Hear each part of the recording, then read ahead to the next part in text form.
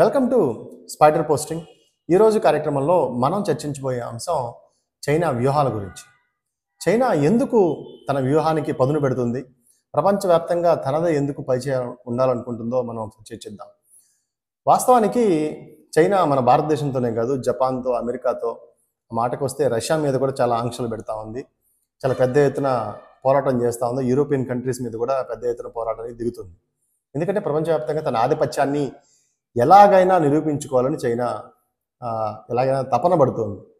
ఎందుకు ఈ స్థాయికి చైనా వచ్చింది మనం ఒకసారి పరిశీలిస్తే, చైనా పరిస్థితిని కనుక, చైనా మోడల్ని కనుక మనం పరిశీలిస్తే, చైనా ఎప్పుడు కమ్యూనిస్ట్ దేశం అని చెప్పుకుంటుంది. వాస్తవానికి కమ్యూనిస్ట్ దేశం కాదు. కమ్యూనిస్ట్ దేశం అంటే ఏంటి? ఉత్పాదక శక్తులు ఏవైతే ఉన్నాయో, నేల, నీరు, లేబర్, వీటన్నిటిలో కూడా ప్రభుత్వమే పూర్తి స్థాయి జోక్యం ఉంటుంది, ప్రైవేటు వ్యక్తులకు జోక్యం ఉండదు. కానీ చైనాలో ఆ పరిస్థితి లేదు. ప్రైవేటు వ్యక్తులే ఎక్కువగా అక్కడ రోల్ ప్లే చేస్తూ ఉన్నారు, పరిశ్రమలు పెడతా ఉన్నారు. ప్రభుత్వ జోక్యం తగ్గింది, ప్రైవేటు వ్యక్తుల జోక్యమే పెరిగింది. మరి అయినా కానీ మేము కమ్యూనిస్ట్ దేశమే అని చెప్తుంది. అది ఏ రకంగా చెప్తుందో మనకు తెలియదు. ఇకపోతే మన భారతదేశానికి వస్తే, ఇక్కడ మనకి ఈస్టర్న్ ఘాట్స్, మేఘాలయ కానీ, అరుణాచల్ ప్రదేశ్ కానీ, వీటన్నిటితో కూడా మావే అని చెప్పి ఎప్పటి నుంచో పెద్ద గొడవ చేస్తూ ఉంది. నిన్నగాక మొన్న పసిఫిక్ మహాసముద్రంలో కూడా యుద్ధ విన్యాసాలు చేసింది. వీటన్నిటి కారణం ఏంటి అని అంటే, ఎలాగైనా సరే ప్రపంచవ్యాప్తంగా మ్యానుఫ్యాక్చర్ ఇండస్ట్రీలో మేము ప్రథమంగా ఉన్నాం కాబట్టి, డబ్బు ఎంతో కొంత మా దగ్గర బలంగా ఉంది కాబట్టి, ప్రపంచాన్ని మొత్తం మా గుప్పెట్లో పెట్టుకోవాలనే ప్రయత్నం చైనా చేస్తూ ఉంది. దానికోసం పావులు కదుపుతూ ఉంది.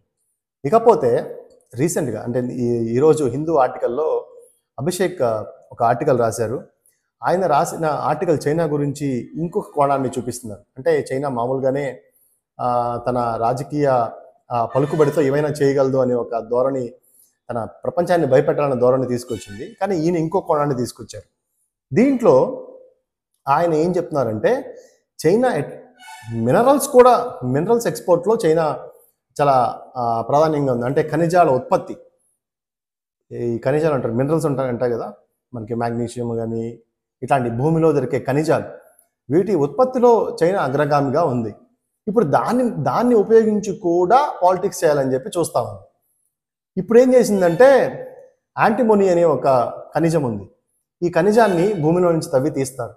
ఇవి దీనికి ఎందుకు ఉపయోగపడతాయి అంటే, డిఫెన్స్లో, సెన్సార్ల్లో, కంప్యూటర్ల తయారీలో, కంప్యూటర్ చిప్స్ తయారీలో వీటిని ఉపయోగిస్తారు. ఇది 90% ప్రొడక్షన్ చైనాలో ఉంది. ఇప్పుడు ఏం చేస్తుందంటే చైనా, ఈ చైనా నుంచే ఎక్స్పోర్ట్ చేయాలి భారతదేశానికి కానీ, యూరోపియన్ కంట్రీస్కి కానీ. కానీ చైనా ఏం చేస్తుంది? అది ఆపేస్తుంది. సో ఆపేయడం వల్ల ఏమవుతుంది? మన కంప్యూటర్లో, మిలిటరీ డిఫెన్స్లో, వీటన్నిటిలో కూడా దాని ఉపయోగం వల్ల అది లేక ప్రొడక్షన్ ఆగిపోతుంది. సో ఎందుకు ఆపుతున్నారు అంటే, మిలిటరీలో కానీ, కంప్యూటర్లో కానీ, సెన్సర్లో కానీ అన్నీ చైనా ఆధిపత్యమే ఉండాలి. చైనా ప్రోడక్ట్సే ఇతర దేశాలు వాడుకోవాలి తప్ప, వాళ్ళు స్వతంత్రంగా మన దగ్గర రా మెటీరియల్ కొనుక్కొని వాళ్ళు పాలిష్ చేసుకొని దాన్ని ఉపయోగించకూడదు అని కుటిల బుద్ధి అనమాట.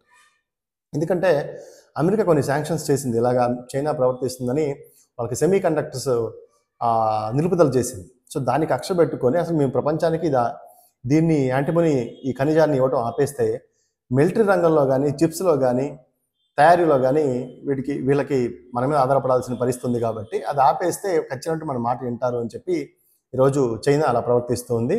అంతేకాకుండా వీళ్ళు ఏం చేస్తున్నారంటే, గ్యాలియం, జర్మానియం అనే 2 ఖనిజాలను కూడా వీళ్ళు ఎక్స్పోర్ట్ని ఆఫ్ చేయడం జరిగింది. సో ఎప్పుడైతే ఈ ఎక్స్పోర్ట్ని ఇట్లా స్టాప్ చేయడం జరిగిందో, దీని మీద అంటే ఈ ఖనిజాల ఎక్స్పోర్ట్ మీదే మన భారతదేశం కానీ, యూరోపియన్ కంట్రీస్ కానీ ఇవన్నీ కూడా డిపెండ్ అయినాయి. జపాన్లో 2010లోనే జపాన్కి ఆపేసింది. సో ఎప్పుడైతే ఈ ఆధారిత దేశాలు ఉన్నాయో, ఈ ఆధారిత దేశాలు మొత్తం తమ మాట వింటాయి, తమ దారిలో తెచ్చుకోవచ్చు. దౌత్యపరంగా మనకు రావాల్సిన అంశాలు, మన మిలిటరీని కనుక ఖచ్చితంగా అక్కడ వాళ్ళ దేశాల్లో, వాళ్ళ నదీ జలాలలో, సముద్ర జలాల్లో మనం ఉంచవచ్చు, వాళ్ళని ఒక రకమైన భయభ్రాంతులకు గురి చేయొచ్చు అని చెప్పి దాని వ్యూహంగా చెప్పచ్చు. అంటే ఏది ఏమైనప్పటికీ కూడా తన వ్యూహాన్ని చైనా వదులుకోవట్లేదు, ఏ చిన్న విషయంలో కూడా వదులుకోవట్లేదు. ఇది చాలా జాగ్రత్తగా ఉండాలి అని చెప్పి నేను అభిషేక్ ఆయన ఈరోజు హిందూ ఆర్టికల్లో రాశారు. అంటే మినరల్స్ ఎక్స్పోర్ట్ చేయటంలో కూడా చైనా తన కుటిల బుద్ధి చూపిస్తుంది. మిలిటరీ తనని బాగా పెంచుకుంటుంది. మనకేమో మిలిటరీకి అవసరమైనటువంటి ఖనిజాన్ని మనకి ఎక్స్పోర్ట్ చేయట్లేదు. సో అమెరికాకి చేయట్లేదు, యూరోప్ చేయట్లేదు, జపాన్ చేయట్లేదు. కాబట్టి చైనాను అందరూ కన్నేసి ఉంచండి అని చెప్పి ఈయన ఆర్టికల్ రాశారు. ఇది అవుటర్ లైన్. ఇంకొంచెం డెప్త్గా చదవాలనుకున్న వాళ్ళు దీని మీద ఇంకొంచెం ఎక్కువ స్టడీ చేయండి. ఇది చాలా సింపుల్గా నేను అవుటర్ లైన్ చెప్పడం జరిగింది. Thank you very much.